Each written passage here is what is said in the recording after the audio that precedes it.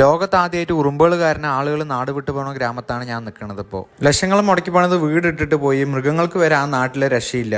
ചേരട്ടകൾ ഉറുമ്പിനെ പേടിച്ച് മരക്കൊമ്പുകളിലാണ് പിരിക്കുന്നത്. തമിഴ്നാട് യാത്രക്കിടയിലാണ് ഞാൻ വേലായുധം പെട്ടി എന്ന് പറയുന്ന സ്ഥലത്ത് എത്തുന്നത്. ഇവിടെ കോടിക്കണക്കിന് ഉറുമ്പുകൾ വന്നതുകൊണ്ട് ഇവിടുത്തെ ആളുകൾ ദുരിതത്തിലാണെന്നാണ് ന്യൂസിൽ പറയുന്നത് കേട്ടത്. അതറിയാനായി അവിടുത്തെ ചായക്കടയിൽ വന്ന ഒരു ചായ വാങ്ങിച്ചിട്ട് കേട്ടോ അവിടെ ഉറുമ്പുകൾ കാരണം വല്ല പ്രശ്നമുണ്ടോ എന്ന് അവിടെയുള്ളവരോട് ഞാൻ ചോദിച്ചു. അവിടെയുള്ളവർ അപ്പം തന്നെ അവന്റെ കൈയും കാലൊക്കെ എനിക്ക് കാണിച്ചു തരികയാണ്. പുണ്ണാണ് അവന്റെ കയ്യിലും കാലിലൊക്കെ. ഇത് ഉറുമ്പിന്റെ ഫോമിക് ആസിഡ് കാരണം വന്നതാണെന്നാണ് അവർ പറഞ്ഞത്. പറഞ്ഞ വിശ്വസിക്കില്ല. ഗ്രാമത്തിൽ പോയി നോക്കുക എന്ന് പറഞ്ഞപ്പോൾ ഗ്രാമത്തേക്ക് പോകണം. പുറമേ നല്ല ഭംഗിയുള്ള ഗ്രാമമാണെങ്കിലും ഉള്ളിൽ അങ്ങനെയല്ല.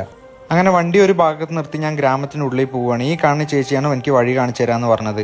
ആ ചേച്ചി നീ ഷൂ ഇട്ടതുകൊണ്ട് കുഴപ്പമില്ല, ഞാനും ചെരുപ്പ് ഇട്ടേ എന്ന് പറഞ്ഞു. അപ്പം എനിക്കൊന്നും മനസ്സിലായില്ല. കുറച്ചും കൂടെ ഗ്രാമത്തിന്റെ ഉള്ളിലേക്ക് നടന്നപ്പോഴാണ് ആ ചേച്ചി പറഞ്ഞതിന്റെ അർത്ഥം മനസ്സിലായത്. കുറച്ച് നടക്കുമ്പോഴേക്കും കാലിക്കൂടിയും ഷൂ കൂടിയൊക്കെ നിറച്ച് ഉറുമ്പുകൾ കയറാൻ തുടങ്ങി. വെറുതെ കൈയൊന്ന് നിലത്ത് വെക്കുമ്പോഴേക്കും എല്ലാം അവിടെ ഉറുമ്പുകളാണ്.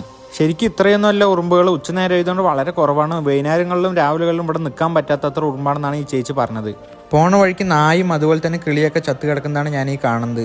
പോണ വഴിയിൽ നിലത്ത് കൂടെ ഇരിക്കുന്ന ചേരട്ടകൾ മുഴുവൻ ചത്ത് കിടക്കുകയാണ്. ബാക്കിയുള്ളവ ഇതുപോലെ പേടിച്ചിട്ട് കൊമ്പുകളിലാണ് ഇരിക്കുന്നത്.